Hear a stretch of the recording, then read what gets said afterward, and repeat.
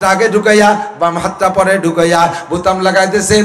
জিকির হবে, ইবাদত হবে, সুন্নতের নিয়তের কারণে 100 শহীদের সওয়াব লেখা হইয়া যাবে। পাজামার ভিতরে বাম পাটা আগে ঢুকাইছেন, ডান পাটা পরে ঢুকাইছেন, এবার বেল্ট লাগাইছেন, ফিতে বাঁধতে দিয়েছেন, পরা হবে কিন্তু সুন্নত হবে না। ডান পাটা আগে ঢুকাইয়া বাম পাটা পরে ঢুকাইয়া বেল্ট লাগাই দিয়েছেন, পরাও হবে, সুন্নত হবে, 100 শহীদের সওয়াব হবে, আল্লাহর জিকিরও হইয়া যাবে। খানা খাইছেন, বিস্কুট খান, বাম হাত দিয়ে খাইছেন তাও পেটে যাবে, ডান হাত দিয়ে খাইছেন তাও পেটে যাবে। বাম হাত দিয়ে খাইলে এটা পেটেই যাবে শুধু, কিন্তু সুন্নত হবে না, জিকির হবে না। ডান হাত দিয়ে খাইলে সুন্নত হবে, জিকির হবে, 100 শহীদের সওয়াব পাইবেন। হুজুর ডাইনা তো আল্লাহ দিয়েছে, বামা তো আল্লাহ দিয়েছে, এখানে খালি হলো। তাই যদি হয় তাহলে আরো ভালো যে খাওয়াই, এ পাশও আল্লাহ দিয়েছে, ও পাশও আল্লাহ দিয়েছে, শীত এসো চা উল্টো বাঁচতে ডালি। বেশি বাংলা কথি বললাম না, তুই যেমন কবিতরে সেরকম কব, কথা বল না কেন? ডাইনে তো আল্লাহ দিছে, বাম হাত আল্লাহ দিছে, এই মুখ দিয়ে দিলেও পেটে যায়, পিছন দিয়ে দিলেও যায়। মাঝে মাঝে এই গ্যাস যদি বেশি হয় তাহলে ব্যথার রুগীরে এই কি দেয়, সাবোসেটার ডোজ দেয়, সাবোসেটার বলে। এই সাবোসেটার কি মুখ দিয়ে খায় না উল্টো বেসতে খায়? সে বেসতে দিলেও তো পেটেই যায়, তাহলে এ বাসতে দিলিও যাও, বাসতে দিলিও যায়। তুই যখন কই যে ডাইনের দেখালি বা আমার দেখালি, তাহলে 4 দিন মুখ দেখাইছি যেবার শো ওই বাসে কাপ দিয়ে ঢেলি দেবো। কমাতা দিন যেমন কুকুর সেই রকম পুকুর। আল্লাহ নবীর সুন্নাত ডান হাত দিয়ে খাওয়াবো, কথা বলেন কোন হাত দিয়ে? ডান হাত দিয়ে খাওয়া। বান্দরে খায় বাম হাত দিয়ে, দেখেন তো না চিড়িয়াখানা যেয়ে দেখেন বান্দরে বাদাম দেবেন ডাইনাতে তুই বাম হাত দিয়ে খায়। আমার কাছে ওই পাশে তো কাছে কাছে সুন্দরবন, আমার বহু মাহফিল সুন্দরবনে গেলেই পাশে মাহফিলি গেলে ভিতরে একটু যাই বান্দরের তামাশা দেখতে, মাঝে মাঝে বাঘ দেখি, মাঝে মাঝে কুমির দেখি। এই বান্দরে কিছু খাবার দিলি সে ধরি এই বাম হাত দিয়ে খায়। তাহলে তুমি যদি মানুষের বাচ্চা হও তাহলে ডান হাত দিয়ে খাবা, তোমার সুন্নত হবে। আর যদি বান্দরের আওলাদ হয় তাহলে বাম পাশ দিয়ে খাবা। ডারউইনের আওলাদ যদি হয়, ডারউইন বান্দরের আওলাদ না? এই বিজ্ঞানী ডারউইন কিসের আওলাদ? বান্দরের আওলাদ। আমরা মানুষের আওলাদ, আমাদের প্রথম মানুষটার নাম আদম আলাইহিস সালাম, ঠিক কি ঠিক না?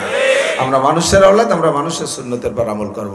মান তামাসসাকা বিসুন্নতি ইনদা ফাসাদে উম্মতি ফালাহু আজরু মিয়াতি শাহীদ। বলতে যে সরে চলে যাচ্ছি, ফজরের নামাজের পরে হু আল্লাহুল্লাযী, ঠিক আছে তো? ফজরের নামাজের পরে হু আল্লাহুল্লাযী পড়ার নিয়ম হলো সুন্নতি নিয়ম, আমি শিখাই দেই।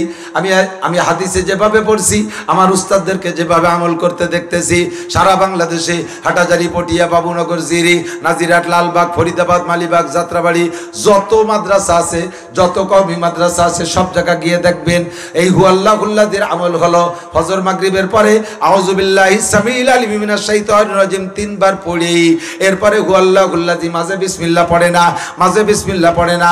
এই সমস্ত উলামায়ে কেরাম হাদিস জানে, তারা হাদিস নিয়ে পড়েই থাকে, তারা বিসমিল্লাহ পড়ে না। এবার কয় বিসমিল্লাহ কি খারাপ জিনিস, পড়লি দোষ কি? বিসমিল্লাহ পড়লে অসুবিধা কি? বিসমিল্লাহ পড়লে অসুবিধা কি?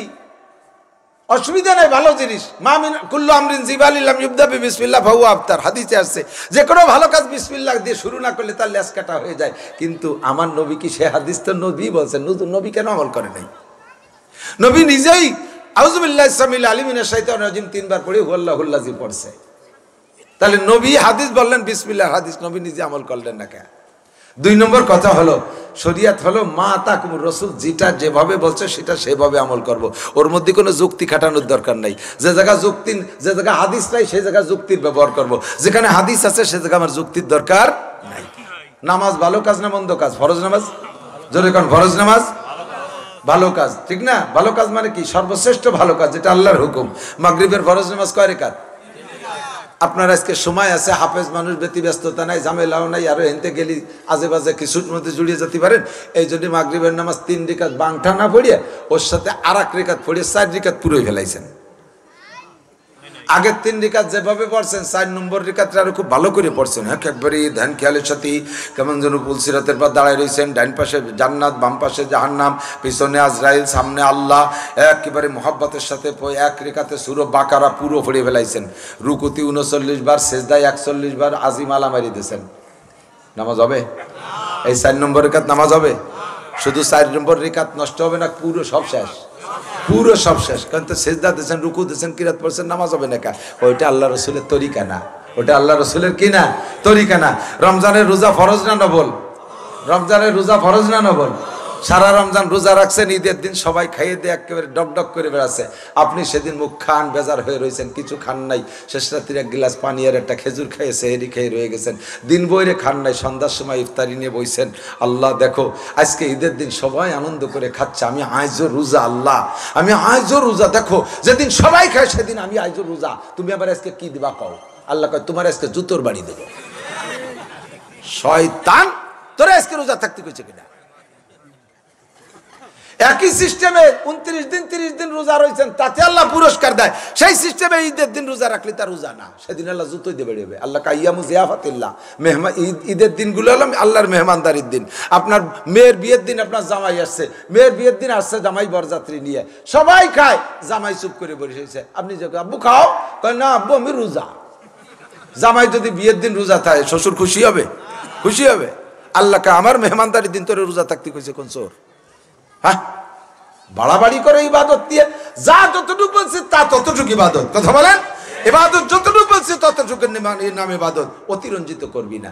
নারী পুরুষ একসাথে বসিয়া শুরু করছে, ভান্ডারে তোর দরবার শরীফ, হুরে নুরে করে তারিফ, কেউ বলে মদিনা শরীফ, কেউ বলে খানায়ে কাবা, ভান্ডারে তোর দরবার শরীফ, আইনামা তু আল্লু বানি ফাসাম্মা ওয়াজহুল্লাহ জানি, লা শারিকে সিজদা করি, কবুল করো রব্বানা।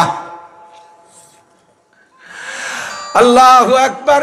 এই কয়ে কয়ে এরপরে যে জিকির করে, সে জিকির কোরআনেও নাই হাদিসও নাই, আষাঢ় মাসের ব্যাঙ্গের মতো, এটা জিকির হলো? জিকির শিখবি তো চরমুনাই যা, জিকির শিখবি তো তুই বাহাদুরপুর যা। নবী বাদা আম্মা বা'দু ফাআউযু বিল্লাহি মিনাশ শাইতানির রাজীম। بسم الله الرحمن الرحيم. هو الله الخالق البارئ المصور له الأسماء الحسنى. وقال تعالى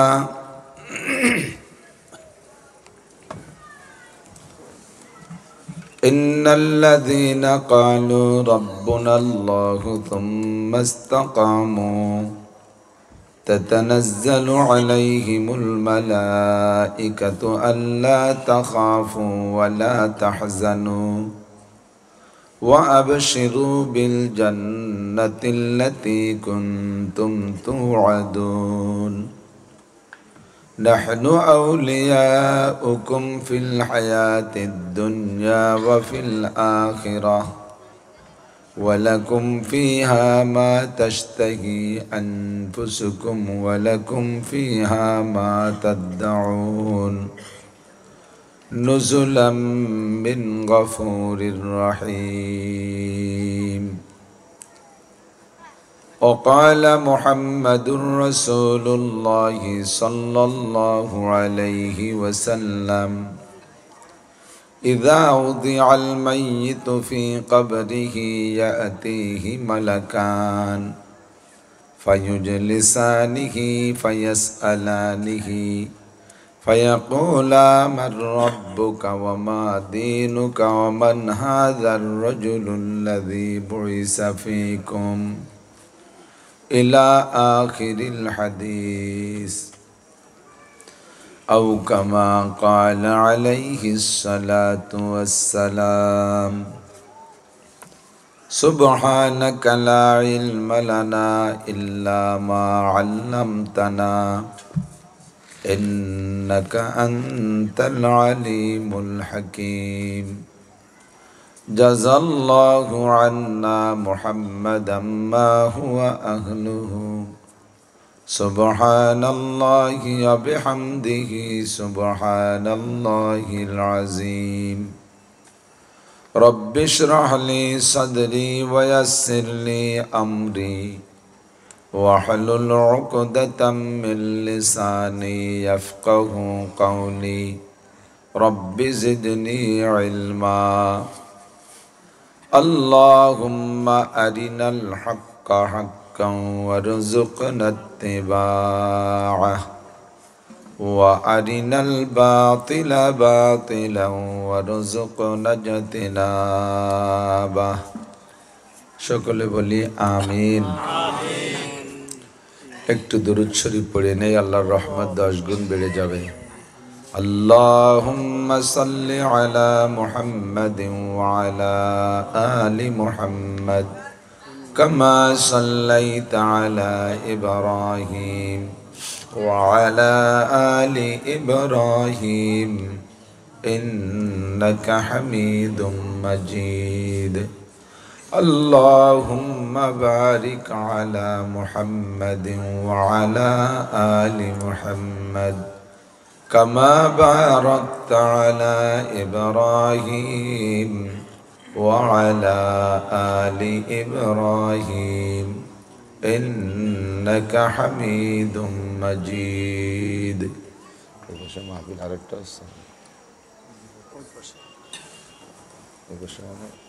আওয়াজ শোনা যায়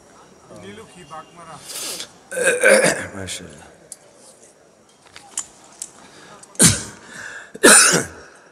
ঐতিহ্যবাহী মুজরাইকান্দি নুরানি হাফেজিয়া মাদ্রাসা এতিমখানা কবিরাজপুর রাজৈর মাদারীপুর বাংলাদেশের উদ্যোগে আয়োজিত 17তম বার্ষিক ওয়াজ মাহফিল।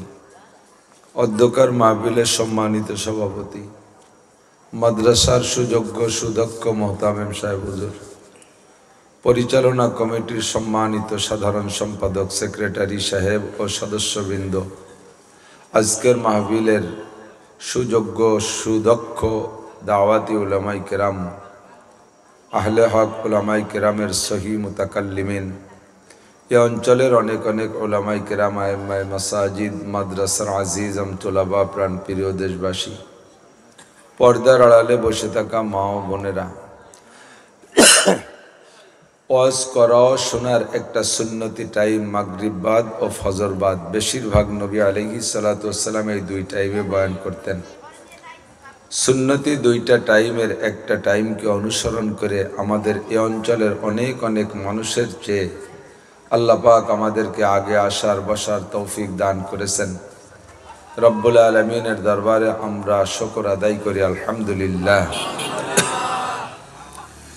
আমাদের দেশের নিয়ম আর প্রথা অনুযায়ী রাত বাড়বে আর মানুষ আস্তে আস্তে বাড়বে।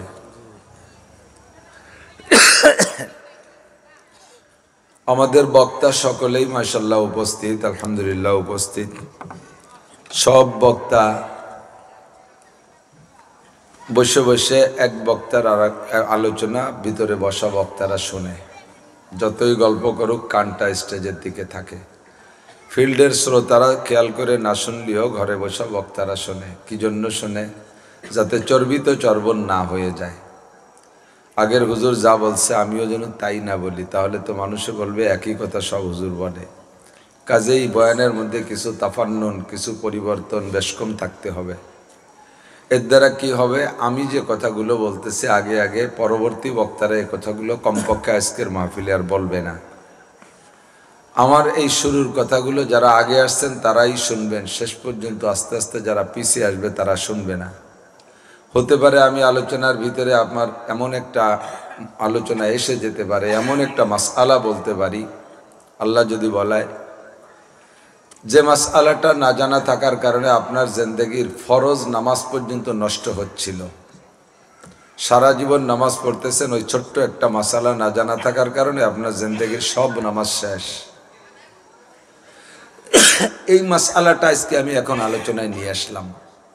আপনি শিখলেন, এখন থেকে সামনে আর নামাজ ভুল হবে না। যে সকল মানুষগুলো আসে নাই তাদের মধ্যে এমন সমস্যাওয়ালা মানুষ থেকে যেতে পারে, তারা আগে আসে নাই, এই মাসালাটা আগেও জানতো না, আজকেও শিখলো না, সামনে কোনো দিন আর হয়তো নাও পেতে পারে, যার কারণে সারা জীবন নামাজ পড়বে আর নামাজ নষ্ট হতে থাকবে। কাজেই শুধু আজকে না, আর এই মাহফিল না, যখনই মাহফিলে কোথাও যাওয়ার সিদ্ধান্ত নেবেন আপনারা একেবারে প্রথম অংশে চলে যাবেন। আপনাদের সম্পর্কে যারা আগে আসেন তাদের সম্পর্কে আল্লাহ পাক কোরআনে কারিমের ভিতরে একটা সার্টিফিকেটও দিচ্ছেন, আস-সাবিকুন আস-সাবিকুন উলাইকাল মুকাররাবুন। প্রত্যেক ভালো কাজে যারা অগ্রগামী, যারা আগে থাকে, তারা আল্লাহ পাকের অতি নৈকট্য প্রাপ্ত বান্দা, নিকটতম বান্দা তারা। তো আল্লাহ পাকের এই নৈকট্য অর্জন করতে হলে আগেই আসতে হবে। আর নিশ্চয় মাহফিল ভালো কাজ। যদি আমি শুরু করেছি যে একটা মাসআলা শুনলে तदारुसुल इल्म साअतन खैरुम मिन इबादत 60 सना और फी रिवायतिन मजलिस फिक्हिन खैरुम मिन इबादत 60 सना। ফিকহ শরীয়তের মাসআলা মাসাইল আলোচনার মজলিসে বৈশা একটা মাসালাও যদি আমলের নিয়তে শুনি, অনলি একটা মাসালা আমলের নিয়তে যদি শুনেন, তাহলে আপনাকে এক টানা লাগাতার বিরতিহীন 60 বছর নফল নামাজ আর 60 বছর নফল রোজার সওয়াব দেয়া হবে। নিশ্চয় বর্তমান দুনিয়ায় খুঁজলে পাওয়া যাবে না, কারণ খুব কঠিন সাবজেক্ট যে এক টানা 60 বছর কেউ নফল রোজা রেখেছে বিরতিহীন, আবার সাথে সাথে সারাক্ষণ ফরজ নামাজে রক্ত বাঁধে, মাকরু রক্ত বাঁধে, বাকি টাইমটা সবসময় নফল নামাজ পড়ে লাগাতার বিরামহীন। এরকম মানুষ কি মেলে নাকি?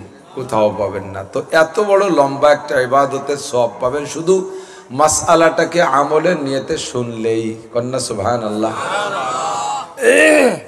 এই যে আগে আগে আসলেন আর বসলেন আর আজীব আজীব কথা শুনে আপনি তাআজ্জুব হইয়া আল্লাহর কুদরতের পর আশ্চর্য হইয়া সুবহানাল্লাহ বলতেছেন, এরও একটা ফজিলত আপনাদের সকলে জানা আছে। একবার যদি সুবহানাল্লাহ বলেন তাহলে জান্নাতের মধ্যে বিশাল একটা গাছ লাগানো হয়ে যায়।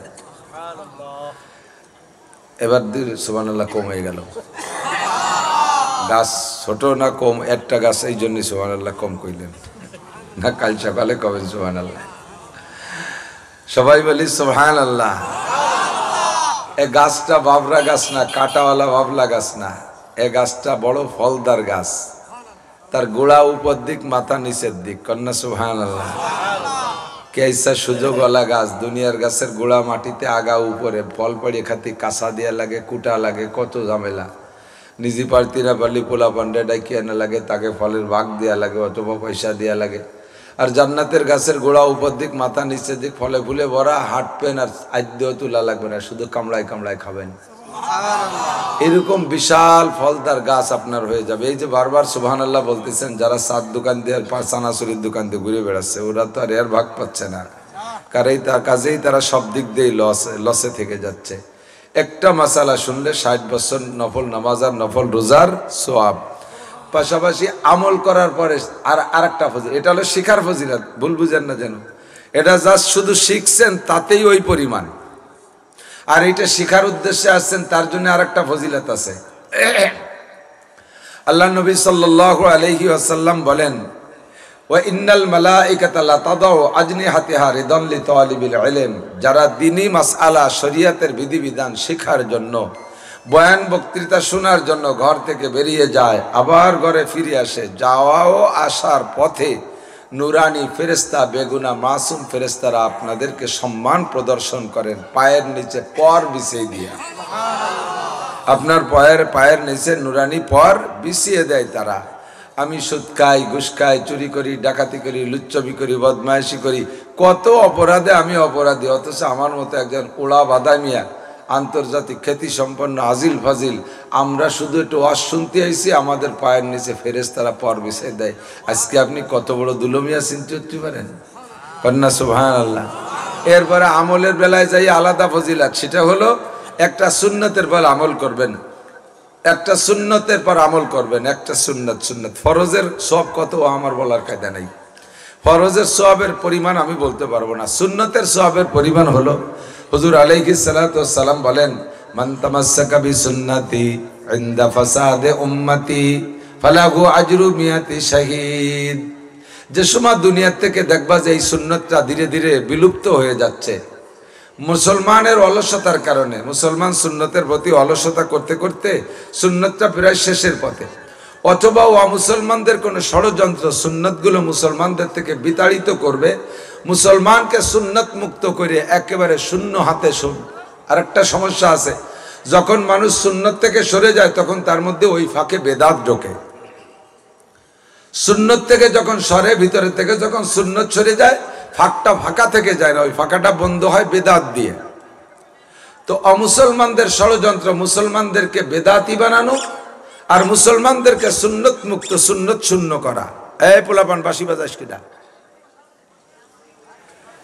যুবকরা আসো আসো বসো। তো এই মুহূর্তে যেই সুন্নতগুলো আমাদের থেকে ধীরে ধীরে বিলুপ্ত হয়ে যাচ্ছে, বলতে গেলে অনেক বলা যাবে যে সুন্নতগুলো আমাদের অলসতার কারণে চলে যাচ্ছে। সুন্নতের পর আমল করার ভিতরে আমাদের এখন লজ্জা হয়ে দাঁড়াইছে। সুন্নত ছাড়ার ভিতরে আমাদের ক্রেডিট এসে গেছে। যদি কেউ সুন্নত ছেড়ে দিয়ে বেসুন্নতের পর সুন্নতের খেলাফ চলাফেরা করতে পারে, তার খুব সম্মান, তার খুব প্রশংসা। আর সুন্নতের পর আমল করলে সবাই তারা ক্রিটিসাইজ করে। যুবক যদি কলেজের ছেলে দাড়ি রাখে, তার সমসাথীরা তারা বিভিন্নভাবে ঠাট্টা করে, বিভিন্নভাবে ঠাট্টা করে। এক নম্বরে কয় তুই হুজুর হয়ে গেছিস,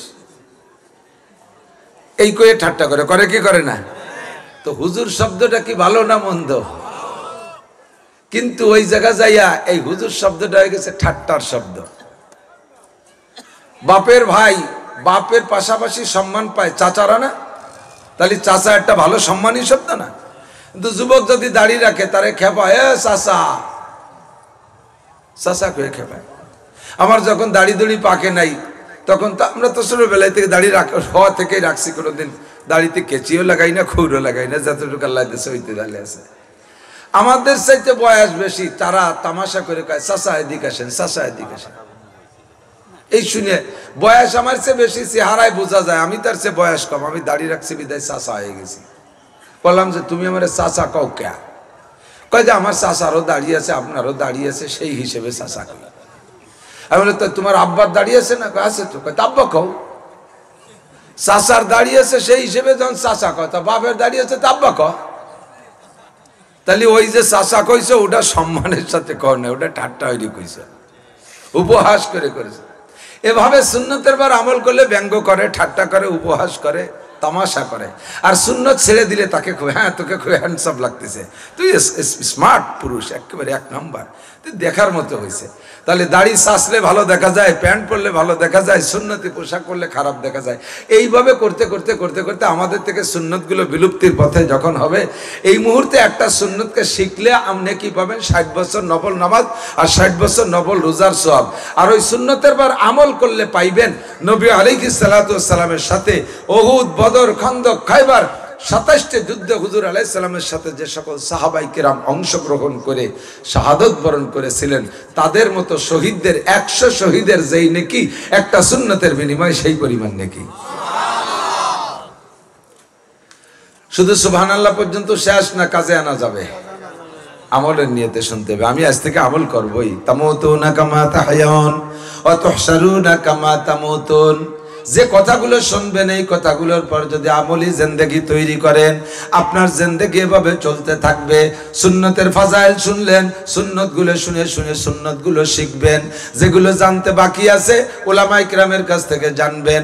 ওগো দেশের উলামায়ে কিরাম, আমাকে সুন্নতগুলো লিস্টি করে দেন। ব্যক্তি জীবন থেকে নিয়ে আমার রাজনৈতিক জীবন, বাংলাদেশ জীবন পর্যন্ত যে সুন্নতগুলো আমার লাগে, এই সুন্নতগুলো আমাকে একটা লিস্টি করে দেন। আমি একটা একটা দিকে সুন্নতগুলো পালন করব। জন্ম থেকে মৃত্যু পর্যন্ত সুন্নতগুলো সব পালন করব।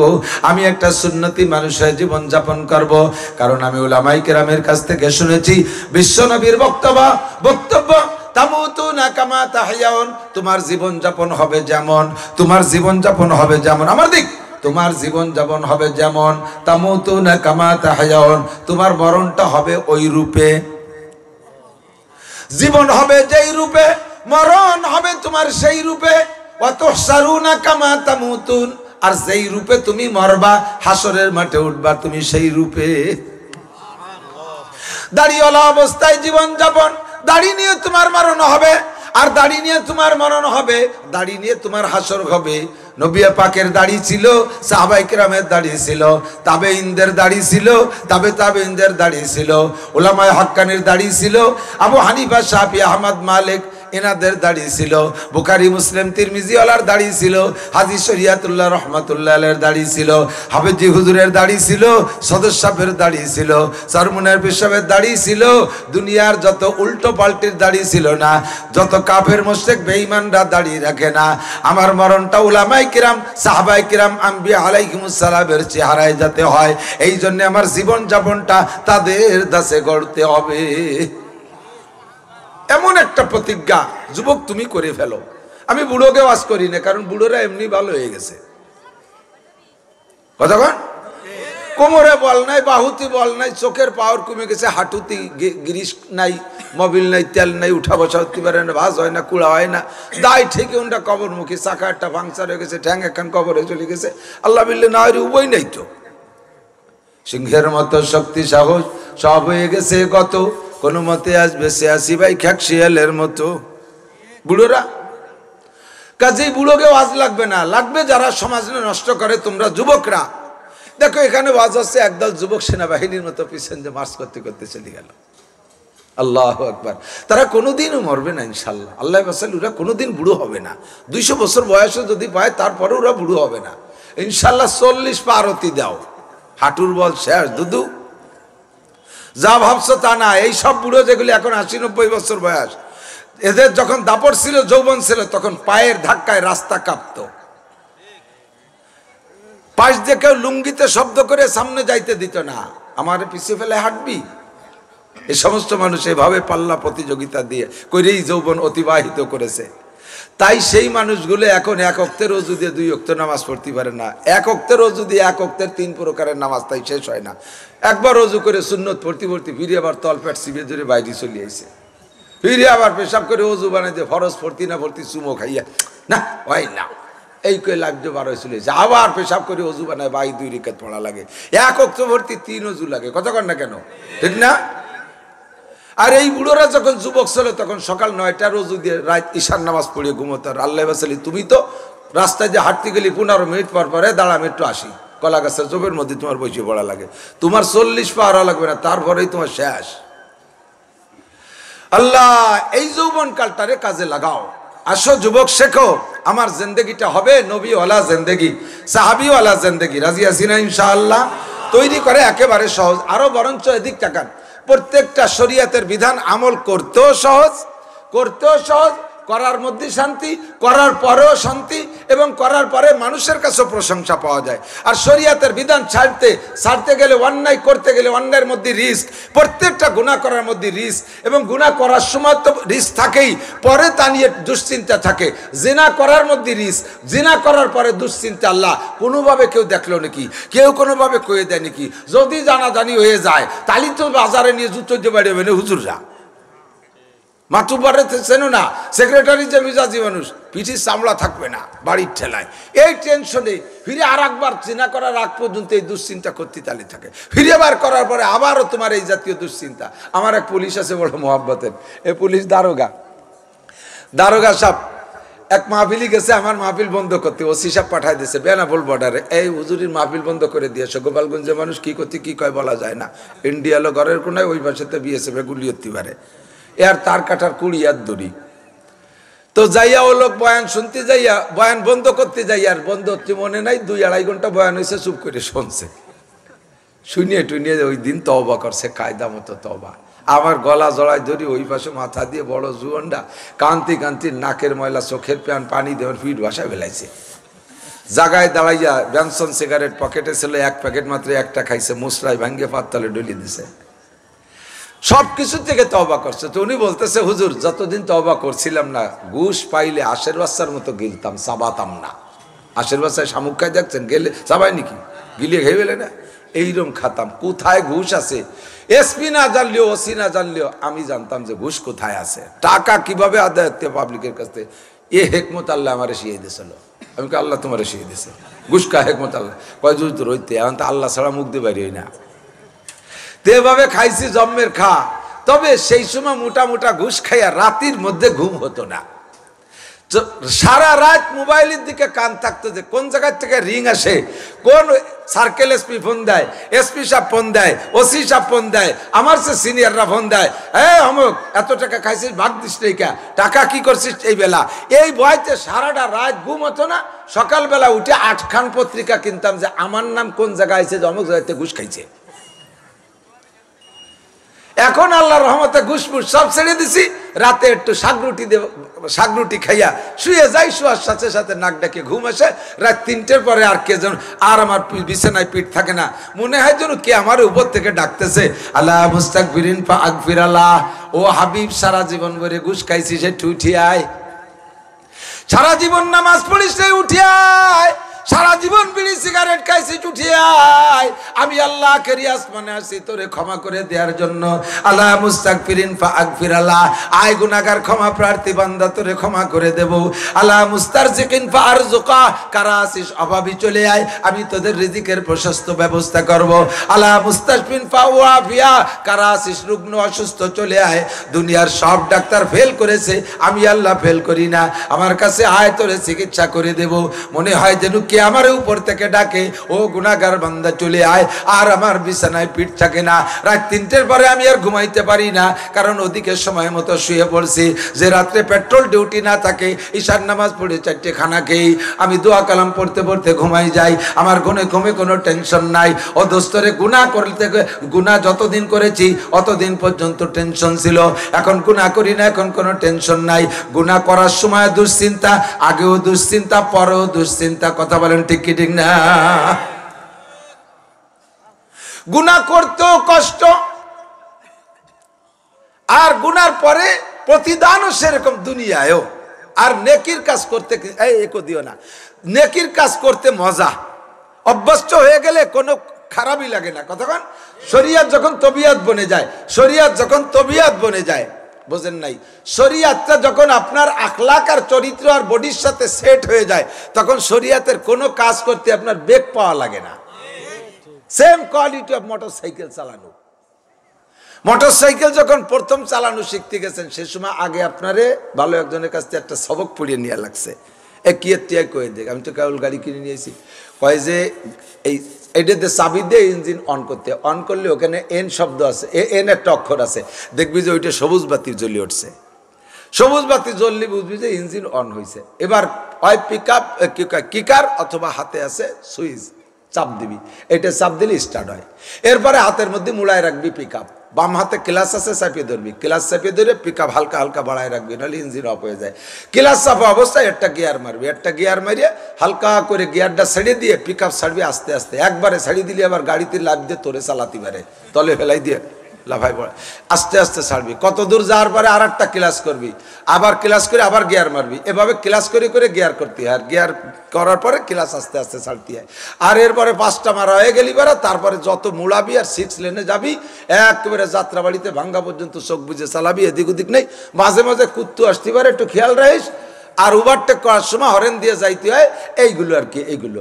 আর ডানি বামে যাওয়ার সময় সিগন্যাল লাইট। এই মোটরসাইকেলের কয়টা মশলা শিখিয়ে দেওয়ার পরে প্রথম দিন চালাইতে গেলে সবগুলো একটা মনে করা লাগে। প্রত্যেকবার ব্রেক করার সময় ক্লাস চাপিয়ে ব্রেক করতে হয়। কতক্ষণ এগুলো প্রথম চালাইতে গেলে মনে করতে যে ক্লাস করতে যে ব্রেক হয়ে যায়, ব্রেক করতে যে আরেকটা হয়ে যায়, ডানি জ্বালাতে যে বামে চলে যায়, সিগন্যাল লাইট জ্বালাতে যাই হরেন দেওয়া হয়ে যায়, এলোমেলো হয়ে যায় না। পরে যখন ভালো করে চালাইতে চালাইতে অভ্যস্ত হয়ে যান, তখন কোনোটা মনে করে করা লাগে না। যখন হরেনের দরকার অন্য আসে আঙ্গুল তার কাজ করতেছে, যখন ক্লাসের দরকার হাতে চেপে ধরতেছে, যখন গিয়ারের দরকার পায়ে গিয়ার করে দিচ্ছে, তখন আর কিছু মনে করা লাগে না। সেম কোয়ালিটি এখন আপনি নামাজ শরিয়াতের পর অভ্যস্ত না। এখন একটা দাড়ি রাখতে গেলে কিছুদিন চুলকবে, দাড়ি রাখতে গেলে কিছুদিন চুলকবে, চুলকতে চুলকতে একসময় চুলকবে সেরে যাবে। সুন্নতি চুল রাখতে গেলে মানুষ একটু কেমন কেমন কবে, করতে করতে একসময় অভ্যাস হয়ে যাবে। টুপি পরতে গেলে একটু কেমন কেমন লাগবে, মাথার মধ্যে টুপি খোলার পরে ঘন্টা 2টা যেন টুপি রইছে, এরকম একটা ভাব, এরকম একটা ভাবটায়। তো কিছুদিন ব্যবহার করার পরে আর এরকম লাগবে না। সুন্নতি বড় জামা গায়ে দিলে এখন প্রাথমিকভাবে একটু বাধা বাধা লাগবে, অভ্যাস হয়ে গেলে আর বড় জামা ছাড়া ছোট জামা গায়ে দিতেই মনে যাবে না। মসজিদে ঢোকার সময় জুতো খুলেই বাম পাটা আগে চলে যাবে, ভুল করবে। অভ্যাস যখন হয়ে যাবে সুন্নতের আমল করতে করতে, তখন সব জায়গায় ডাইন পাটা আগেই থাকবে। ঢোকার সময় ডাইন পা আগে থাকবে, বেরোনোর সময় বাম পা আগে থাকবে। তবে সফরে যাওয়ার সময় বাড়িতে বেরোনোর সময় ডাইন পাতে আগে বেরোইতে হয়, ডাইন পাতে আগে বেরোইতে হয়। এই যে যে শরীয়তের বিধানগুলো আছে, যখন অভ্যাস হয়ে যাবে তখন আপনার শেষ রাত্রে উঠতে আর কষ্ট হবে না। যখন অভ্যাস হয়ে যাবে তখন ফজরের নামাজে যত শীত হোক না কেন, কম্বলে আর ল্যাপে আপনাকে চেপে ধরে রাখতে পারবে না, তখন এমনিতে আপনি উঠতে বাধ্য হয়ে যাবেন। এটা স্বভাবে পরিণত হয়ে যাবে। কতক্ষণ ঠিক ঠিক না? শরিয়াতের তবিয়াত, এরকম শরিয়াত কা তবিয়াত বন জানা। শরিয়াত যখন তবিয়াতে চরিত্র আখলাকের সাথে অ্যাডজাস্ট হয়ে যায়, তখন কোনোটা আমল করতে কষ্ট হয় না। আর যতদিন পর্যন্ত অ্যাডজাস্ট না হয়, তখন খালি বিরক্ত লাগে। এটা করতে গেলে ওটা ছুটে যায়, ওটা করতে গেলে ওটা ছুটে যায়। আমার শরীয়তটাকে যদি তবিয়াত বানাই নেই, সব জায়গায় একরকম সেট করে ফেলতে পারি। খানা খাওয়ার সময় দস্তারখান, পেশাবের সময় ঢিলা কুলুক, ওযু করার সময় মেসওয়াক, নামাজের সময় টুপি পাগড়ি, এগুলো অভ্যাসে পরিণত হয়ে গেলে আর এই সুরতে যদি আপনি দুনিয়ায় চলতে পারেন, মরণটা আপনার সেই সুরতে হবে। আর এমন একটা সুরতে যদি মরণ হয়, আপনি ওইভাবেই উঠবেন ময়দানে মাহশারে। সব বুজুর্গানে দিনের চেহারাও যা, আপনার চেহারাও তাই। আর তাদের সাথে আল্লাহ নবী বলেন, মান তাশাব্বাহা বিকওমিন ফাহুয়া মিনহুম, যার সাথে যার মিল হবে, যার সাথে যার মিল হবে তার সাথে তার হাসর হবে। যার সাথে যার মিল হবে, একটু কান, যার সাথে যার মিল হবে তার সাথে তার হাসর হবে। আপনার মিল কি জো বাইডেনের সাথে করতে চান? আপনার মিল কি নেতানিয়াহুর সাথে করতে চান? আপনার মিল কি নরেন্দ্র মোদীর সাথে করতে চান? আপনার মিল কোনো কাফের মুশরিকের সাথে করতে চান না, কোনো বেনামাজির সাথে করতে চান না, সুদ ঘুষখোরের সাথে করতে চান না। আপনার মিলটা আল্লাহওয়ালা দিনদার মানুষের সাথে করেন, তাহলে এই মানুষগুলো যে জায়গা যাবে আপনিও সেই জায়গা যাইবেন। এক একটা সুন্নতের বিনিময়ে আল্লাহ তাআলা 100 শহীদের সওয়াব দান করে। সুবহানাল্লাহ বিহামদি, সুবহানাল্লাহ বিহামদি। এরকম পার্থক্য কেন করলেন? কয় কি, যে সময়ের জন্য এই হাদিসটা বললাম, ওই সময় একটা সুন্নতের পর আমল করা বহুত কঠিন। তোমরা আমার সাহাবায়ে কেরাম আমার সাথে থাইকে গলা কাটায় দিয়া যত কঠিন, খেয়াল করে না, খেয়াল করেন, তোমরা আমার সাহাবায়ে কেরাম আমার ডাকে ময়দানে যাইয়া কাফেরের মোকাবেলায় লড়তে লড়তে গলা কাটায় দিয়া যত কঠিন হবে, যত কঠিন মনে করো, তার চাইতে কঠিন হবে একটা সময় যুবক যুবতীরা নখ কাটতে। তোমাদের গলা কাটতে যত কঠিন, তার চেয়ে কঠিন হবে তার নখ কাটতে। এত বড় বড় নখ রাখছে শুয়োরের মতো। এই নখ এত বড় রাখছিস, কখন নিব বানাবো, নিব নখ দিয়ে নিব বানাবে। কি পরিমাণ নেহা পড়া হবে, উনি নখ দিয়ে নিব বানাবে। আমার এই 50-54 বছর বয়সে আজও দেখলাম না যে কেউ নখ দিয়ে নিব বানাইয়া সেই নিব দিয়ে লেখাপড়া করে, কলমের নিব বানাইয়া সেই নিব দিয়ে লেখাপড়া শিখাইয়া একটা পৃষ্ঠা লেখছে কোনোদিন কোনো জায়গা। ভালো করে মনে রাখবেন, মরা নখ, যে নখটা আমরা কেটে ফেলি না সাপ্তাহিক, মরা নখ, ওই নখটা বেড়ে যাওয়ার পরে ওর গোড়ার দিক কিন্তু ওই মাংসের সাথে চেপে যায়। স্বাভাবিকভাবে অজু গোসলের পানি উপর দিয়ে চলে যায়, ওই গোড়ায় যায় না। আর অজু এবং গোসলের পানি নখের ওই গোড়া, যে জায়গা থেকে মরা নখ বের হওয়া শুরু হয়েছে, ওই পর্যন্ত পানি পৌঁছানো ফরজ। নখটা লম্বা হওয়ার কারণে ওই জায়গা ঢাকনা হয়ে গেছে, ওই জায়গা ঢেকে গেছে, ওই জায়গা পানি যায় নাই, খিলাল করেও দেন নাই, আপনার অজুও হয় নাই, নামাজও হয় নাই। আপনি মহিলা যদি এরকম করেন, আপনার মাসে একটা বার, সাবালিকা মহিলা, আপনার মাসে একটা বার কমপক্ষে, আপনি যদি বিবাহ না হয়, স্বামীর সাথে ঘর সংসার নাও করেন, তবুও আপনি সাবালিকা হলে আপনার মাসে একটা টাইম নাপাক হন, গোসল ফরজ হয়। ওই গোসলটা আপনি করছেন বড় নখ নিয়ে, আপনার শরীর পাক হয় নাই। আপনি বাসে উঠবেন, বাসের উপরে ক্ষুধার গজব, রাস্তায় দিয়ে হাঁটবেন, রাস্তার উপরে ক্ষুধার গজব, লঞ্চে চলবেন, লঞ্চের উপরে ক্ষুধার গজব, আপনার একার কারণে বিমানে উঠছেন, বিমানের উপরে ক্ষুধার গজব, আপনার একার কারণে সাথে আনুষঙ্গিক পাপি মরে 40 ঘর নিয়ে, সাথে আনুষঙ্গিক আরো কতগুলো মানুষের উপরে বিপদ এসে যায়।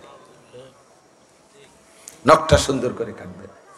প্রত্যেকটা সুন্নতের ভিতরে এই সিস্টেম আছে। কথা বলেন, এই যে দাড়ি রাখছেন, এদিক এদিক দাড়ি রাখছেন, বুকে ক্যাশ আছে, শরীরে আরো অনেক জায়গা ক্যাশ আছে না, লোম আছে না, অনেক জায়গা লোম আছে। দেখবেন আমার নবী যে কয় জায়গার লোম কাটতে বলছেন, ওই কয় জায়গার লোম না কাটলে অন্যান্য জায়গায় দাড়ি কত কাল ধরে রাখছি, এতে ময়লাও হয় না, জটও হয় না। চুলও বড় রাখবেন, ময়লাও হয় না, জটও হয় না। কিন্তু এর চেয়ে ছোট ছোট লোম বিভিন্ন জায়গা আছে, যাকে কাটার কথা বলা হয়েছে, ওই লোমগুলো টাইম মতো না কাটলি দেখবেন ময়লাও হয়, গন্ধও হয়, ময়লাও হয়, গন্ধও হয়, বিশ্রী একটা ব্যাপার। এর জন্য নবী বলছেন এগুলো পরিষ্কার করো। এর এক একটা সুন্নতের বিনিময়ে আপনি 100 শহীদের সওয়াব পাবেন। আল্লাহ কবুল করুক, বলেন আমিন। আমি আয়াত পড়ছি, যেদিক সেদিক দুটো কথা বলে আমি চলে যাব ইনশাআল্লাহ। প্রচুর ব্যস্ততা, একটু ঘুমাইতে সময় পাইনি। গাড়িতে উঠছি মাত্র, এই আসরের নামাজের পরে ঘুম এসে গেছে। আমার ড্রাইভার রাস্তা চেনে না, চলে গেছে 5 কিলোমিটার, গাছ ছাড়া 10 হাত উপরে উঠে চলে গেছে। আমার এক উস্তাদ ছিল মাওলানা আকেল আলী সাহেব, কয় যে আমার দাদা তাল গাছ কাটতো, তো শক্তিশালী মানুষ ছিল, তাল গাছে বাঁশ দিত না, এমনি ঠিলি টুলি নিয়ে উঠে চলে যেত। তো একদিন বিকেলবেলা সে তাল গাছ কাটতে মনে নাই, দাদি ডাক দিয়েছে, আর তুমি সন্ধ্যা হয়ে গেল তাল গাছ কাটবে না? তারপরে দৌড়ই আইসে প্রায় 1-1.5 কুড়ি ঠিলে দৌড়ে নিয়ে উঠেছে। উঠতে উঠতে ব্যস্ততা ঠেলাইছে, গাছ ছাড়া 10 হাত উপরে উঠেছে। কি দিয়ে উঠল? পরে উঠে তো গেছে, কিন্তু নামতে পারতেছে না, কিভাবে নামবে? 10 হাত উপরে চলে গেছে, ওইতে নামবে কি দিয়ে? পরে আমার দাদি এসে এক টুপলা সুতলি ছিল, তো দড়ি ওর এক মুখ পাড়ায় ধরে টুল্লাটা উপর দিয়ে ফিকে মারছে, দাদার পাশ দিয়ে গেছে, ওই ধরে নেমে চলে গেছে। আন্তর্জাতিক খ্যাতি সম্পন্ন গাঁজাখড়ি গল্প। আমি ঘুমাই রয়েছি, আমার ড্রাইভার গাছ ছাড়া 10 এদিকে টাইমির পড়ে গেছে শর্ট। হাসপাতালে একটা রুগী রয়েছে আমার, আজকে সিজারের একটা রুগী, সেটাকে শেষ করে আসতে আসতে আমার দেরি হয়ে গেছে। তারপরও আমি টাইম দিছি 6টার থেকে আমি কথা বলি, টাইম মতো পৌঁছে গেছি। এরপরে আরো 2টা মাহফিল। বলবেন যে এত মাহফিলের দরকার কি, টাহায় পেট ভরে না? পরে মাহফিল রাখতে রাজি না। মুরব্বীরা যাইয়া, এই বাপ বয়সী মানুষগুলো যাইয়া হাত ধরতে অনেক সময় পাও দড়ি বসে, কান্তিছে, দাঁত রাখি নেই, বসে রুমিতে বেরোয় না, কান্তিছে, এই চোখের পানি দেখলে সহ্য হয় না। তাই বাবা আমি তো সময় নাই, জোহরের পরে, আসরের পরে, রাত 12টার পরে 1 ঘন্টা খালি হাজির হবেন, দোয়া করি আসবেন। এ কি কব কান? এর কারণে একাধিক ততাধিক প্রোগ্রাম রাখা লাগে, তাই লিখে রাখতেছি। মকসেদপুর আরো 2 জায়গা যাইতে হবে। অন্যান্য বক্তারা এই বিষয়গুলোকে খুব গোপন রাখে, কারণ আরো 2টি মাহফিল আছে, শুনলে এক জায়গাতে টাকা কম দেয়, এটা আবার একটা নিয়ম আছে। এই বইতে আমি আবার ওর মধ্যে নাই, যা বলবো যা করবো ক্লিয়ার ওপেন। আমি যেটা আয়াতটা পড়ছি সে আয়াতটা হলো, আপনারা সূরা হাসরের শেষ 3 আয়াত পড়েন তো? হ্যাঁ পড়েন, জোহরের নামাজের পরে। হ্যাঁ কোন সময়? ফজরের পরে পড়েন তো না? আগামীকাল কেতে পড়বেন, রেগুলার পড়বেন। প্রত্যেকদিন ইমাম সাহেব পড়াই দিতে হবে তা কেন? অনেক জায়গা আছে মাহফিলি বলেন, এখন সূরা হাসরের শেষ 3 আয়াতের আমল হবে, এই কই একজন মাইকি পড়ে। এটা আর একটা কুপ্রথা, এটা আর একটা সুন্নতের খেলাফ। এটা যার যার আমল, প্রত্যেক নফল আমল যার যার তার। এর জন্য এবার পরিচালনা কি আছে? জিকির পরিচালনা, জিকিরের আবার পরিচালনা আছে। উযকুরুল্লাহ যিকরান কাসীরা ওয়াসাব্বিহুহু বুকরাতা ওয়া আসীলা। আল্লাহর জিকির বেশি বেশি করো এবং সকাল সন্ধ্যা আল্লাহর তাসবিহ করো। কোন কোন সময়? কতক্ষণ? সকাল সন্ধ্যা আল্লাহর জিকির করো, তাসবিহ করো। এই সকাল সন্ধ্যা মানে সকালে 10 মিনিট আর বিকেলে 10 মিনিট তা না, সকাল সন্ধ্যা মানে 24 ঘন্টা। বাংলাদেশ বিরোধী পার্টি বর্তমানে তো একটু হরতালের নাম গন্ধ শুনতেছি, আমল করুক আর না করুক, সরকার করতে দিক আনে দিক। হরতাল তো এই হরতালের কয়েকটা নাম আছে।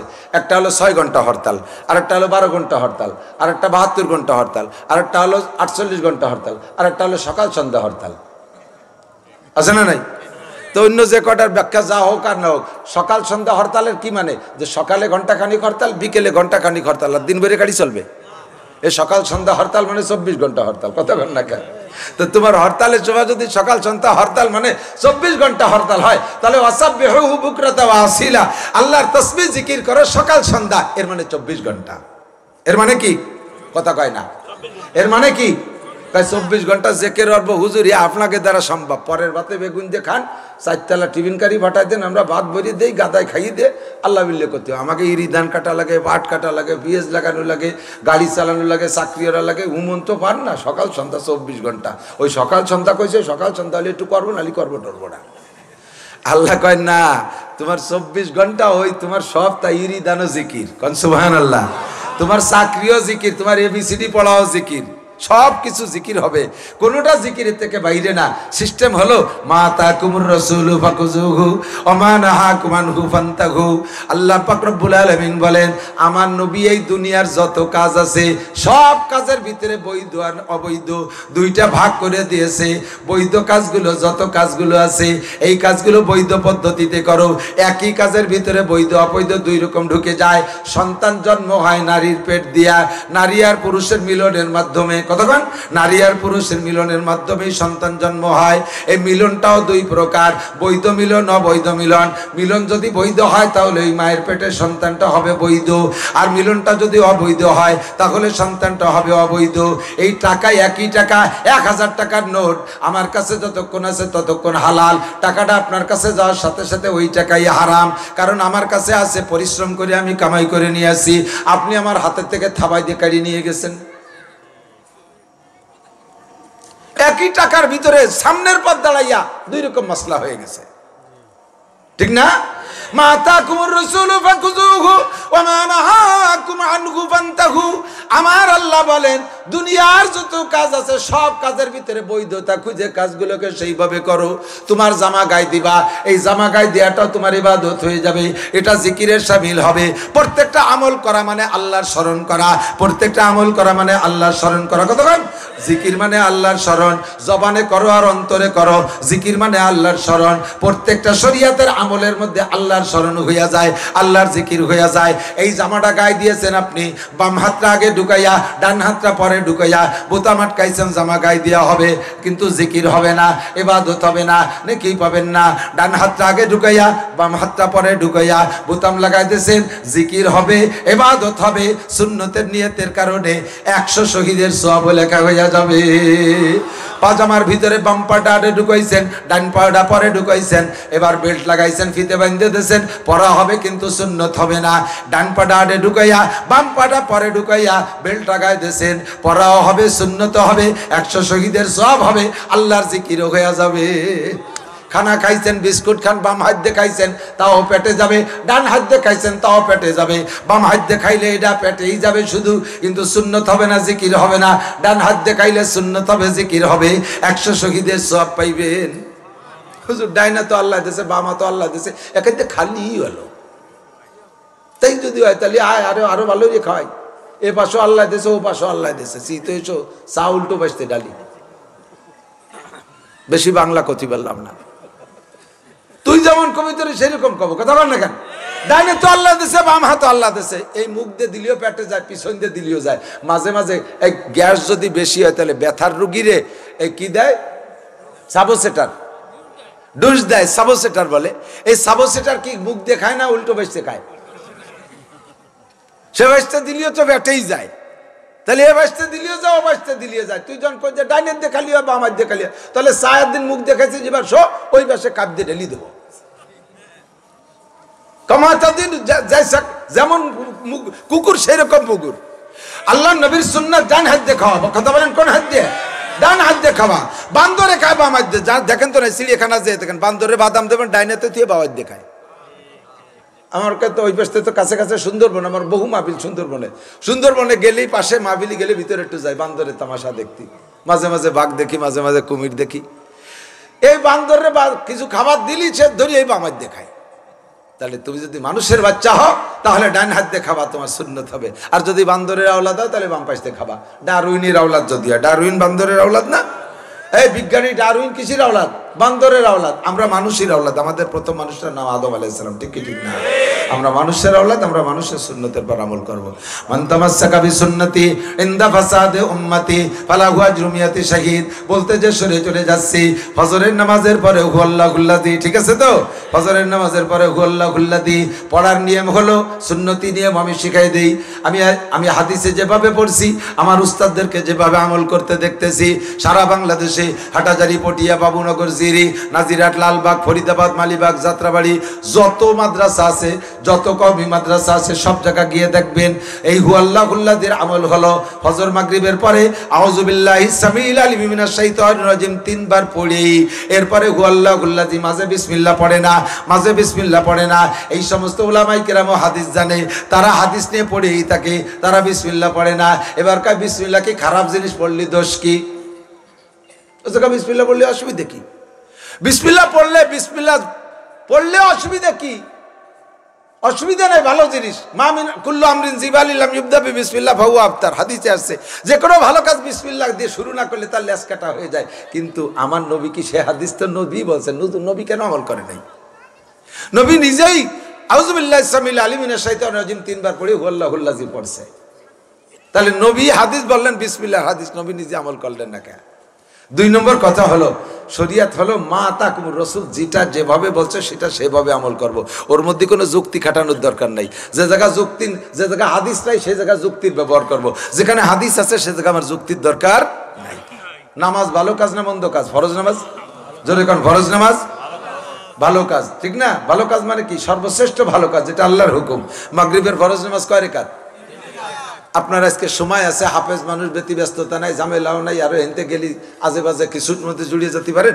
এই জন্য মাগরিবের নামাজ 3 রিকাত বাংটা না পড়িয়ে ওর সাথে আর 1 রিকাত পড়িয়ে 4 রিকাত পুরোই ফেলাইছেন।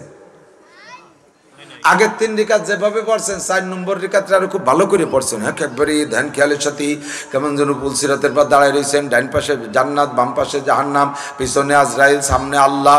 একেবারে মোহাব্বতের সাথে এক রিকাতে সূরা বাকারা পুরো পড়ে ফেলাইছেন। রুকুতি 39 বার, সেজদায় 41 বার আজিম আলা মারি দিয়েছেন। নামাজ হবে? এই 4 নম্বর রিকাত নামাজ হবে? শুধু 4 নম্বর রিকাত নষ্ট হবে না, পুরো সব শেষ, পুরো সব শেষ। কারণ তো সেজদা দিয়েছেন, রুকু দিয়েছেন, কিরাত পড়ছেন, নামাজ হবে না। ওইটা আল্লাহ রসুলের তরিকা না, ওটা আল্লাহ রসুলের কি না, তরিকা না। রমজানের রোজা ফরজ না নফল? রমজানের রোজা ফরজ না নফল? সারা রমজান রোজা রাখছেন, ঈদের দিন সবাই খাইয়ে দিয়ে একেবারে ডক ডক করে বেড়াচ্ছে। আপনি সেদিন মুখ খান বেজার হয়ে রয়েছেন, কিছু খান নাই। শেষ রাত্রির 1 গ্লাস পানি আর একটা খেজুর খেয়ে সেহেরি খেয়ে রয়ে গেছেন। দিন বইরে খান নাই, সন্ধ্যার সময় ইফতারি নিয়ে বইছেন। আল্লাহ দেখো আজকে ঈদের দিন সবাই আনন্দ করে খাচ্ছে, আমি আইজো রোজা। আল্লাহ আমি আইজো রোজা। দেখো যেদিন সবাই খায় সেদিন আমি আইজো রোজা। তুমি আবার আজকে কি দিবা কও? আল্লাহ কয় তোমার আজকে জুতোর বাড়ি দেব। শয়তান, তোরা আজকে রোজা থাকতে কইছে কিনা? একই সিস্টেমে 29 দিন 30 দিন রোজা রয়েছেন, তাতে আল্লাহ পুরস্কার দেয়। সেই সিস্টেমে ঈদের দিন রোজা রাখলে তার রোজা না, সেদিন আল্লাহ জুতোই দেবে দেবে। আল্লাহ কাইয়ামু জিয়াফাতিল্লাহ, মেহমান। ঈদের দিনগুলো হলো আল্লাহর মেহমানদারির দিন। আপনার মেয়ের বিয়ের দিন আপনার জামাই আসছে, মেয়ের বিয়ের দিন আসছে জামাই বরযাত্রী নিয়ে, সবাই খায়, জামাই চুপ করে বসেছে। আপনি যে আব্বু খাও, কয় না আব্বু আমি রোজা। জামাই যদি বিয়ের দিন রোজা থাকে শ্বশুর খুশি হবে? খুশি হবে? আল্লাহকে আমার মেহমানদারির দিন তোরে রোজা থাকতে কইছে কোন চোর? হ্যাঁ, বাড়াবাড়ি করে ইবাদত দিয়ে যা যতটুকু বলছে তা ততটুকু ইবাদত। কথা বলেন, ইবাদত যতটুকু বলছে ততটুকু নাম ইবাদত। অতিরঞ্জিত করবি না। নারী পুরুষ একসাথে বসিয়া শুরু করছে, ভান্ডারে তোর দরবার শরীফ, হুরে নুরে করে তারিফ। কেউ বলে মদিনা শরীফ, কেউ বলে খানায়ে কাবা, ভান্ডারে তোর দরবার শরীফ। ফাইনামা তুওয়াল্লু বানি ফাসাম্মা ওয়াজহুল্লাহ জানি, লা শারীকে সিজদা করি কবুল করো রব্বানা। আল্লাহু আকবার। এই কয়ে কয়ে এরপরে যে জিকির করে, সে জিকির কোরআনেও নাই, হাদিসও নাই। আষাঢ় মাসের ব্যাঙ্গের মতো এটা জিকির হলো? জিকির শিখবি তো চরমুনাই যা, জিকির শিখবি তো তুই বাহাদুরপুর যা। আরে জিকির শিখবি তো চণ্ডীবর্দির পীর সাহেবের কাছে যা। জিকির শিখবি তো যা চরমায় তবলিগ জামাতের ইস্তেমায় যা, কাকড়াইল মসজিদে যা, নগরকান্দা আব্দুল গফফার সাহেবের কাছে যা। লা ইলাহা ইল্লাল্লাহ, লা ইলাহা ইল্লাল্লাহ। বুজুর্গারে দিন শেষ রাতে জিকিরের সাথে ফাঁকে ফাঁকে কিছু মারেফাতের শের পড়ে, পারলি সেই শেরগুলো পড়ো। পর্দায়ে হস্তি अगर सूजी बना रे लाइला, पर्दाए हस्ती अगर सूजी बना रे लाइला, आज़मा बेपर्दा बीनी नूरे इल्लल्लाह रा, ला इलाहा इल्लल्लाह, ला इलाहा इल्लल्लाह, ला इलाहा इल्लल्लाह, ला इलाहा इल्लल्लाह, ला इलाहा इल्लल्लाह, सुबहानल्लाह सुबहानल्लाह सुबहानल्लाह, अल्हम्दुलिल्लाह अल्हम्दुलिल्लाह, अल्लाहु अकबर अल्लाहु अकबर अल्लाहु अकबर। ঠিক আছে না? সব কিছু শিখা লাগবে না, শিখে কিছু হয় না। কিন্তু গড়ামে যখন দল ধরে মাইকে জিকির করে, এই সুবহানাল্লাহ আলহামদুলিল্লাহ আল্লাহু আকবারে যে কি হয়ে ফেলে, সুবহানাল্লাহ সুবহানাল্লাহ আলহামদুলিল্লাহ আলহামদুলিল্লাহ আল্লাহু আকবার আল্লাহু আকবার। আল্লাহকে মসজিদে যে দেখতে ফক ফক করে কারা, গার ধরে বেরোই দে।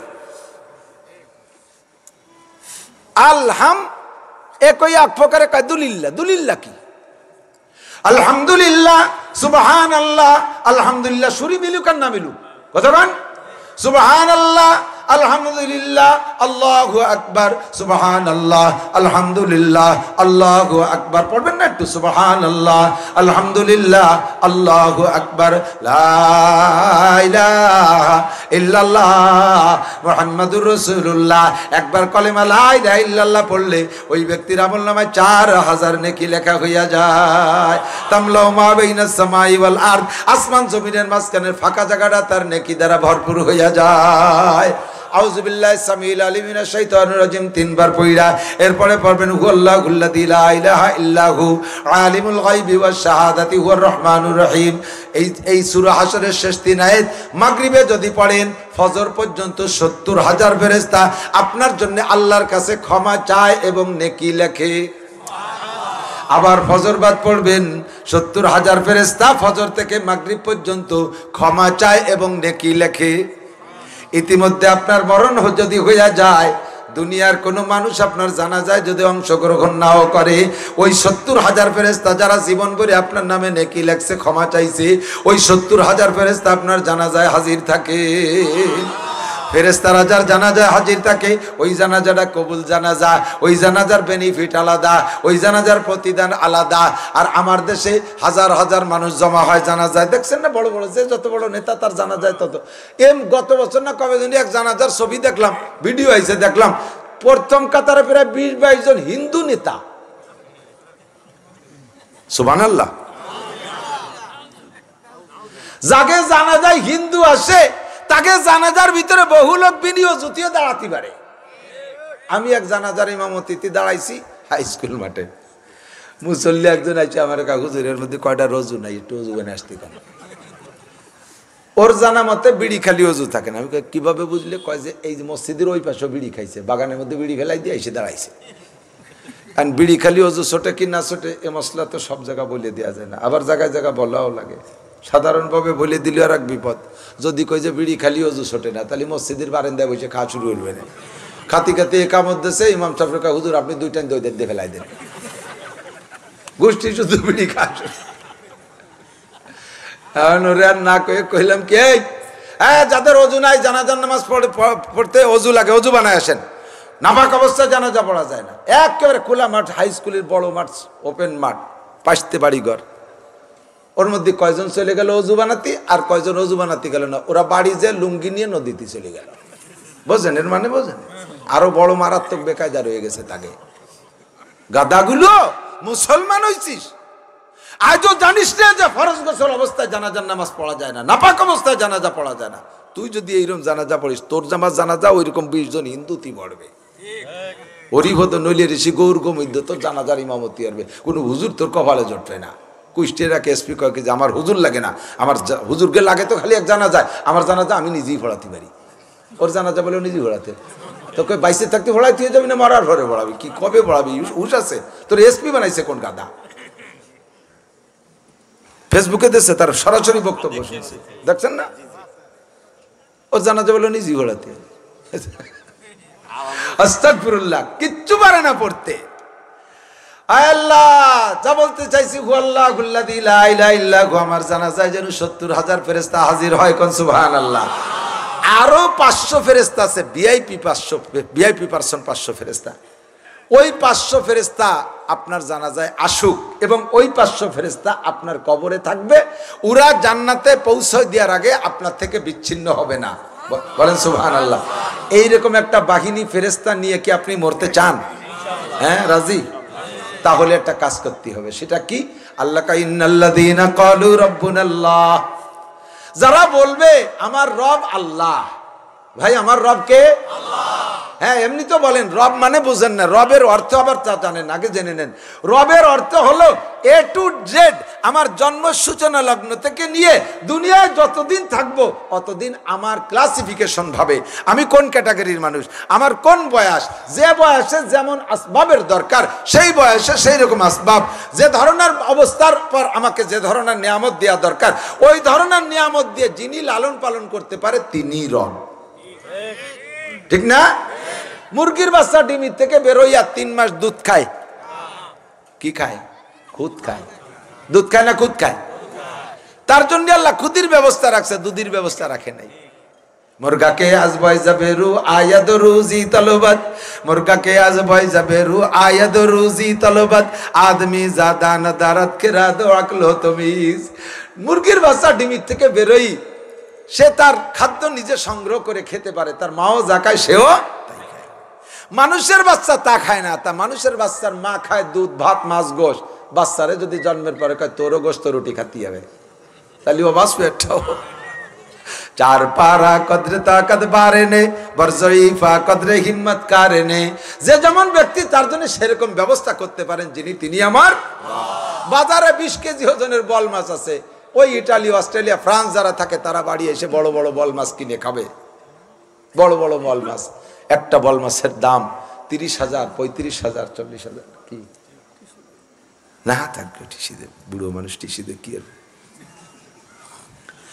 এখন গরিব মানুষ যারা তারা এই 20 কেজি ওজনের বল মাছ কিনে খাইতে পারবে না তাদের তো বল মাছের স্বাদ নেওয়ার একটা শখ হয় আফসোস করে আল্লাহ আতে দুরি গরিব বানাইলি আবার সামনের পর এত বড় বড় বল মাছ দিলে ওই গরিব বানাও বল মাছ দিও না অথবা বল মাছ জানো এত বড় বানাইছো বড় লোক বানাও পয়সা দাও কিনে খাবো আমরাই বল মাছের স্বাদ নেব কিভাবে আল্লাহ কয় না তোরে বড় লোক বানালি তোর ইমান ঠিক থাকবে না তোর খাবারের ব্যবস্থা রাখছি ওই পাবদা মাছ দিছি বল মাছের বংশেরই ছোট ছোট পাবদা আছে তুই তারি কটা কিনে খাইস ব্যবস্থা আছে না নাই 3 কেজি ওজনের শৈল মাছ কিনে নিয়ে আইছে ইটালিয়ালা 3000 টাকা দিয়ে গরিব মানুষ ভ্যান চালাইছে লম্বাটা হাই ছাড়ছে আল্লাহ আমরা কি কোনোদিন শৈল মাছ আর লাউ এর স্বাদ নেব না এত পয়সা পাবো কোথায় আল্লাহ কয় তুমি কয়টা টাকি মাছ কিনে নিয়ে যাও একই বংশের তোমার জন্য সেই ব্যবস্থা আমি রেখেছি আছে না নাই খেজুর বাগ খেজুর মার্কেটে যে দেখেন 3000 টাকা দামের খেজুর লম্বাটা হাই ছাড়ছেন জীবনও সম্ভব না আল্লাহ কয় 60 টাকা দামেরও খেজুর আছে ওইতে কয়টা কিনে নিয়ে খাই গিয়া যে যেমন ব্যক্তি যে সময় হিসেবে ব্যক্তি হিসেবে পার্থক্য করে সবকিছু আল্লাহ তাআলা ব্যবস্থা করে এর নাম হলেন রব এর নাম কি রব এই কথা বলে অটল থাকবেন পা পিছলে যায় না যেন বেরাকে এসে ধাক্কা দিয়ে যেন রবে আল্লাহর কাছ থেকে তোমারে রব বেরাক রে বানায় না ফেলে বেরাক না থাকলি পয়সা দিত হুজুররা তো লম্বা লম্বা ওয়াজ করে টাকা তো দেয় না হুজুররা লম্বা লম্বা ওয়াজ করে বেরাক আব্বা যদি না আসতো তাহলে আজকে তো ভাইসে চলে যেতাম গ্রামীণ আব্বা না আসলি অ্যাডামসের আব্বা না আসলি কারিতাসের আব্বা না আসলি বিআরডিবির আব্বা না আসলি স্বনির্ভর জাগরণী চক্র আব্বারা না আসলি এই মৌলবীরা তো খালি আরো পকেট মারি নিয়ে যায় ওনরা তো দেয় না ভাইসে চলে যেতাম ঘর বাড়ি আসতো কোত্থেকে আজকে তারা আছে বিদায় বাইসে রয়েছি তুমি রবকে আল্লাহকে রব বলে স্বীকার করার পরে এই দিক যখন মাথা চলে গেছে পা পিছলে স্লিপ করে বেরাকের অফিসের মধ্যে দিয়ে গেছে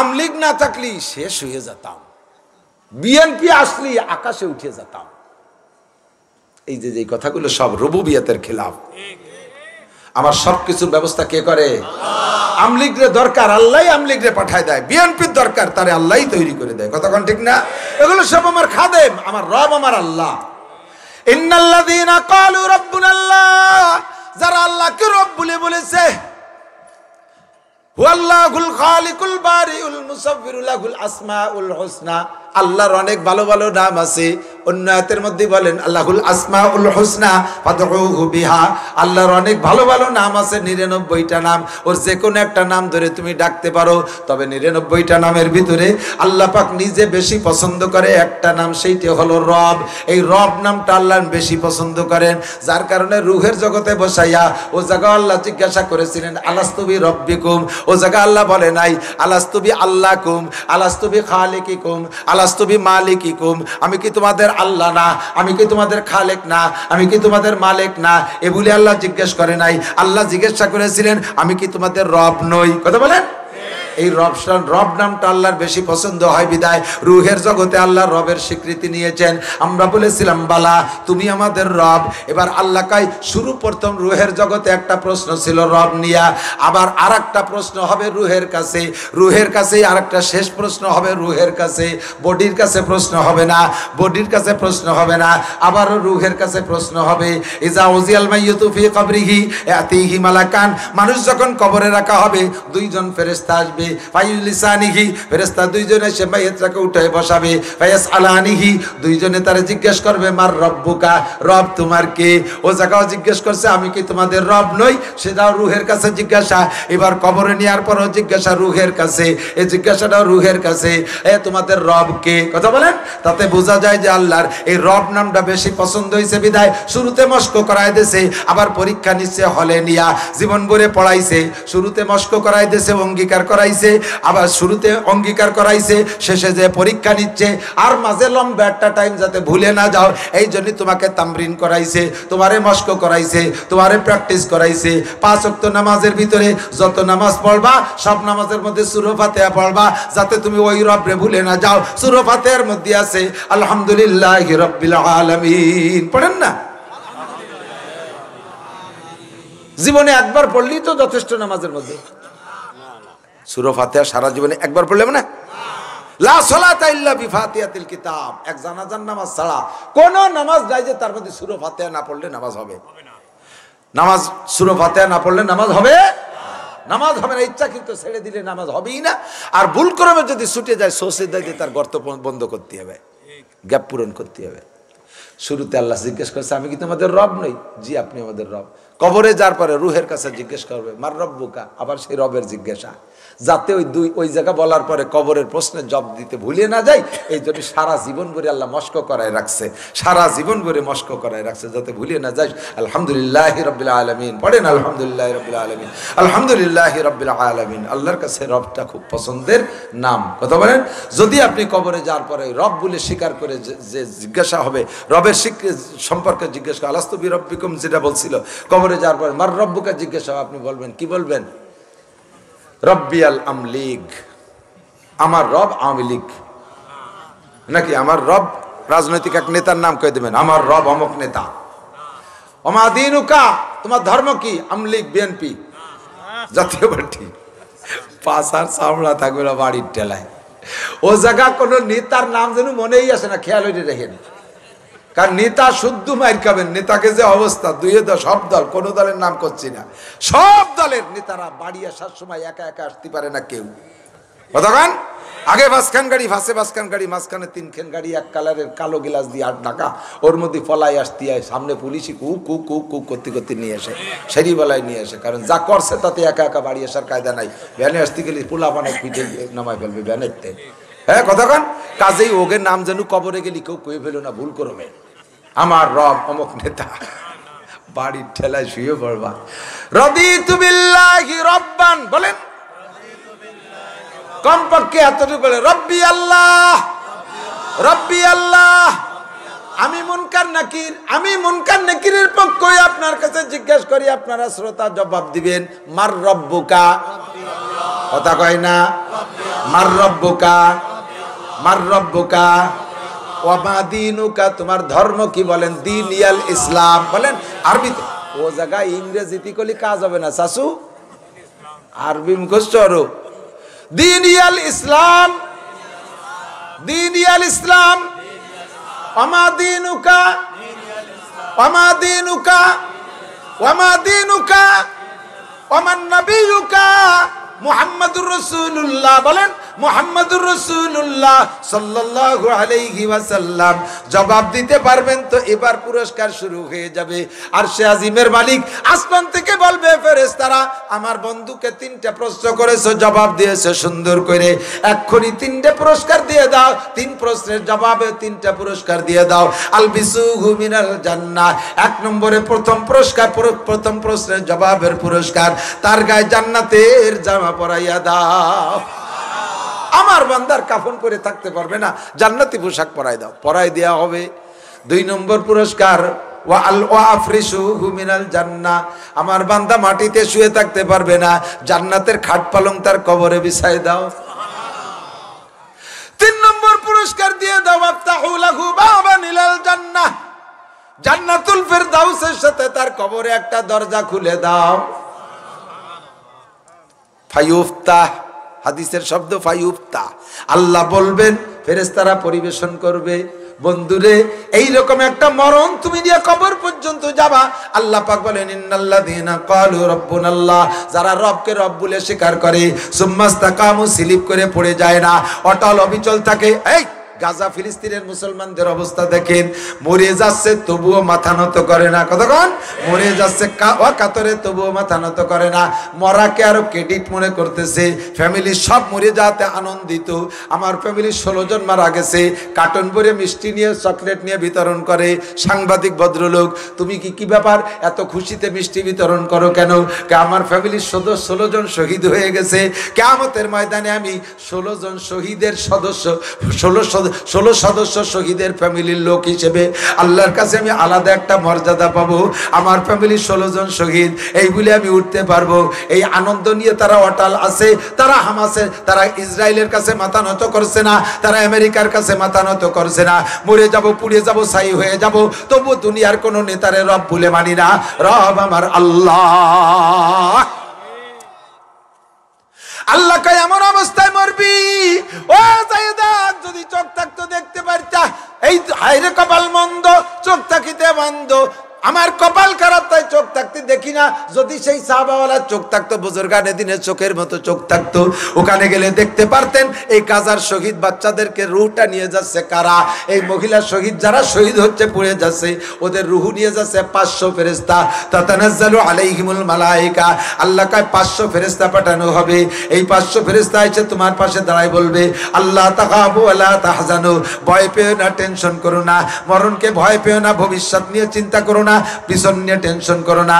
আল্লাহ তাকাবু ওয়ালা তাহজানু ওয়া আবশিরু বিল জান্নাতিল্লাতী কুনতুম তুআদুন। মাওলানা নাসিরের যে জান্নাতের বিবরণ বলেছিল, এই যে দেখো তোমার জান্নাত, জান্নাতের একটা পিকচার আপনাকে দেখানো হবে, ভিডিও আপনাকে দেখানো হবে। আপনি দেখে খুশিতে জান্নাতের দিকে তাকায় থাকবেন। ইতিমধ্যে ফেরেশতা বুকের উপর দিয়ে হাত দিয়ে যখন মুখ পর্যন্ত আনবে, আজরাইল ফেরেশতার হাতের মধ্যে আপনার জানটা বেরিয়ে যাবে। কলেমা পড়তে পড়তে আপনি টেরও পাবেন না। আপনাকে বলবে আবশিরু বিল জান্নাতিল্লাতী কুনতুম তুআদুন, যেই জান্নাতের সুসংবাদ দেওয়া হয়েছিল, এই যে তোমার সেই জান্নাত, তুমি চিন্তা করো না। নাহনু আউলিয়াউকুম ফিল হায়াতিদ দুনিয়া, দুনিয়া যতদিন ছিলে আমরা তোমার সাথে ছিলাম। অফিল আখিরা, মরার পরও তোমার সাথে থাকবো। তোমার সাথে দুনিয়াও ছিলাম, আখিরাতেও সাথে থাকবো। ওয়ালাকুম ফিহা, নাহনু আউলিয়াউকুম ফিল হায়াতিদ দুনিয়া ফিল আখিরা ওয়ালাকুম ফিহা মা তাশতাহি আনফুসুকুম। এরপরে যেই জান্নাতে তুমি যাইবা, ওর মধ্যে যাইয়া মুখে যা বলবা তাও পাবা। ওয়ালাকুম ফিহা মা তাদাই আনফুসুকুম। আর তোমরা ওর মধ্যে যাওয়ার পরে, ঢুকার পরে মুখে যা বলবা তাও পাবা, মনে যা কল্পনা করবা তাও দেয়া হবে। এরপরে একটা যা দেয়া হবে, বান্দা মনে রাখিস, ভুলে যাস না যেন, আরেকটা দেয়া হবে দারুণ জিনিস। বেচতে যাওয়ার পরে যা চাবি তা পাবি, যা বলবি তা পাবি, যা কল্পনা করবি তাও পাবি। আর শেষে একটা জিনিস দেয়া হবে, বলবো? আপনার কাছে আমি করছি না, ফেরেশতারা ওই মাইয়েতের কাছে কয়, কব? কয় আবারও কয়, ঠিক আছে বলেন তো শেষে কি হবে? কয় যে শেষে হবে নুজুলাম মিন গফুরির রহিম। জান্নাতের মধ্যে বাগানে বসাইয়া, একটা পার্কে বসাইয়া আল্লাহ তাআলা নিজ হাতে তোমাদের মুখে উঠে খানা খাওয়াবে। এর নাম হলো নুজুলাম মিন গফুরির রহিম। বেহেশতের মধ্যে যাওয়ার পরে তো যা আছে সব তো পাবা, চাবার পাবা, ভাববার দেয়া হবে। এরপরে একটা যা দেয়া হবে সেটা কত ভালো, তুমি নিজেই সেই সময় বলবা, জান্নাত দোজখ সে ইয়া রব क्या करो, आरज़ू है मैं तुझे देखा करो, हुर गले मंजत नेमत है तू, सबसे बेहतर नेमत है दीदार तू। हुर গেলমান ফল ফুরুট, এ সব কিছুর সামনে তোমার এই একটা লুকমার, তোমার হাত খান সবচাইতে বেশি মজাদার। सबसे बेहतर नेमताई दीदार तू। ओ যুবক, 70,000 ফেরেশতা তোমার জানাজায় দাঁড়াবে, আর এই 500 ফেরেশতা তোমার আমার সাথে থাকবে একটা কথার বিনিময়ে। একটা কথা, সেটা হলো রব্বুন আল্লাহ। কন্যা কি? রব কে? খাওয়ায় কে? পড়ায় কে? যতবার আল্লাহ কবেন 4000 করে নেকি হবে। খাওয়ায় কে? পড়ায় কে? বাঁচায় কে? মারে কে? সম্পদ দেয় কে? কেড়ে নেয় কে? সব কিছু দেয় আল্লাহ। সন্তানকে দেয় বাবা, দেয় না কিছু? হ্যাঁ, বাবার অনেক গরু দিলি সন্তান হয়, জানেন? গরু দিলি গরু হয়। মানুষই মানুষ চেনে, বাছুরি চেনে গাই, মুরগিতে খাবরা চেনে, কুত্তই চেনে ছাই। কতক্ষণ মানুষে মানুষ চেনে, মানুষের কাছে মানুষ যায়, গরু যায় না। হাজার হাজার লক্ষ লক্ষ মানুষ মানুষের কাছে যায়, গরু যায় না। গরুর কাছে গরু যায় কোনোদিনও না। বাবার কোনো ক্ষমতা, জোরে বলেন, আছে? ছেলে মেয়েকে দেয়, আমার নবীর চেয়ে বড় পীর পৃথিবীতে আসে নাই, আসবে না। আমার নবীও ছেলে মেয়ে দেওয়ার অধিকার রাখে না। যদি পারতো তাহলে নিজের 3টে ছেলে মরে যেত না, বাসায় রাখতে পারতো, ঠিক কিনা? নবীর যদি এত কিছুই ক্ষমতা থাকতো তাহলে দাঁত ভাঙ্গা খাতো না। দাঁত কোন পাশে পাথর আসতেছে সেই পাশে ডাল পাইতে ধরতো, মাথা হেলমেট ভেঙে ঢুকে যেত না। কোন জায়গাতেই পাথর এসে হেলমেট ভাঙলো ওই পাশে পাথর ঢাল পাইতে ধরতো। নবী গায়েব জানে না। নবীর মাধ্যমে আমরা আল্লাহর কাছে চাইলে এই মহামানব আল্লাহ পাক আমাদের কাছে পাঠিয়েছেন আমাদের সম্মান বাড়ানোর জন্য, আমাদের হৃদায়ত দেওয়ার জন্য। নবীকে নবীর জায়গায়, আল্লাহকে আল্লাহর জায়গায়, পীরকে পীরের জায়গায়, খালেককে খালেকের জায়গায়, মখলুককে মখলুকের জায়গায় রাখা শেখেন। কখনো যেন কোনো পীর বাবার দরবারে যাইয়া মান্নত সান্নত করবেন না, তার কাছে প্রার্থনা করবেন না। যেই পীরের দরবারে নারী আর পুরুষের অবাধ বিচরণ চলে, খুদার কসম ওইটা সহি পীর না, ওইটা শয়তানের আড্ডা। জোরে বলেন, ওইটা শয়তানের আড্ডা। নারী আর পুরুষ এক জায়গা থাকবে আর সেই জায়গা ভালো কিছু থাকবে, নেগেটিভ পজিটিভ এক জায়গা থাকবে, আবার তারে কাবার থাকবে না, সেই জায়গা আগুন জ্বলিয়ে যাবে না, অ্যাক্সিডেন্ট হবে না। হয় নারী আর পুরুষ এক জায়গা বসে গাঁজা খাবার ভালাভালি করবা, আর সেই জায়গায় তোমরা বোজর গইয়ে বাড়ি আসবা। কি হবা তার ক্ষতি সময় বললাম না। আল্লাহ তাআলা আমাদের রক্ষা করেন, সবাই বলেন আমিন। মাদ্রাসার বিপক্ষে কারা? একটু হাত দেখান তো। এই মাদ্রাসাটার বিপক্ষে কারা? 1-2 মুরব্বী পাইছি বিপক্ষে। থাকতে হয়, বিরোধী দল না থাকলে তো রাজনীতি থাকে না। বোঝে নাই, খেয়াল করে নাই। মাদ্রাসার পক্ষে তো সবাই। ফিলিস্তিনের পক্ষে কারা? ফিলিস্তিনের পক্ষে মুসলমান, বাইতুল মুকাদ্দাসের পক্ষে, কাবা আউয়াল বাইতুল মুকাদ্দাসের পক্ষে। ইসরায়েলের পক্ষে কারা? হাত উঁচু করেন। ইসরায়েলের পক্ষে। আমি একা? না না না, আমি না। সারা বাংলাদেশ হুক্কা মারি বেড়াচ্ছে মিছিল দিয়ে ইসরায়েলের বিপক্ষে। প্রত্যেক ওয়াক্তে নামাজের পরে যখন মোনাজাত করেন, কিছুদিন আমাদের নিজেদের মোনাজাত থাক, বাইতুল মুকাদ্দাস বিজয় হবে, ফিলিস্তিন বিজয় হওয়া পর্যন্ত তাদের জন্য দোয়া করব। করা যাবে না? আল্লাহ তুমি বিজয় করে দাও, বলেন আমিন। এখন আর শিয়া সুন্নি ভাগাভাগির দিন নাই। মুসলমানের সাইনবোর্ডটা কার গলায় আছে তারে নিয়ে সামনে আগাতে হবে, ঠিক কিনা? যুবক তুমি নেমে পড়ো। বর্তমানে দেখেন কি সুন্দর, আসলে তো আপনার ইমানদার। সারা দেশব্যাপী আমি দেখলাম একটা ছেলে বুড়ো কেউকে আমরা পাইলাম না ফিলিস্তিনের বিপক্ষে। অথচ নামাজ পড়ে না, রোজা রাখে না, শরীয়ত মানে না, কিন্তু এ ব্যাপারে মুসলমানের টান, রক্তের টানে সব এক হয়ে গেছে আল্লাহর রহমতে। দুঃখের বিষয়, মধ্যপ্রাচ্যের তেল খাইয়ে ওই সৌদি আরবের বড় বড় দামলাগুলো, সেগুলো টঙ্গের পর বসে রয়েছে। তাগে মোটে গায়ে জ্বালাই উঠতেছে না, তাগে মোটে রাগই চেততেছে না। মায়ের খাতি শেষ হয়ে যাবে, তারপরে রাগ চেতবে। কিন্তু ওই যে ছোট কয়জন যারা গাজায় যারা আছে ফিলিস্তিন, ওরা কয় মরিয়ে যাব, তবুও মাথা নত করবো না। মরতেছে। আল্লাহ তাআলা তাদের মরাদেরকে শহীদি দরজায় জান্নাতি করুক, সবাই বলেন আমিন। আমি আপনি কবরে চলে যাব, এই কথার মধ্যে তো সন্দেহ নাই, ঠিক না? কি কামাই করছেন বাবা, কি কামাই করছেন, কি নিয়ে যাবেন বলেন? হিসাব লাগায় দেখেন যে যা নামাজ কালাম পড়ছেন তা কিচ্ছুই হয়নি। এখন মরার পরে আমার আমল নামায় একটা লাইন খুলে রেখে যাই, আমি দুনিয়ায় থাকতে এমন একটা কিছু করে যাই যাতে কবরে যাওয়ার পরও আমার ওখানে যাইতে তালে থাকবে। এই ইসরায়েলের দলে যারা, তারা চলে যাবে এখন, আর যারা ফিলিস্তিনের পক্ষে তারা থাকবে। আটা দিলি বুঝবো যে ইসরায়েলের কয়জন যাচ্ছে। এখন আমরা এই মাদ্রাসা আমাদের জন্য একটা সদকায়ে জারিয়া। মাদ্রাসায় সদকায়ে, এদিক দেখেন ভাই, আমরা কিন্তু আমার 4 ভাই হুজুর, হাফেজ মাওলানা, আমাদের বউরা হুজুর, আমার ছেলে মেয়ে 5 জন হাফেজ আলেম হচ্ছে, আমার ভাই বেটি সব হুজুর।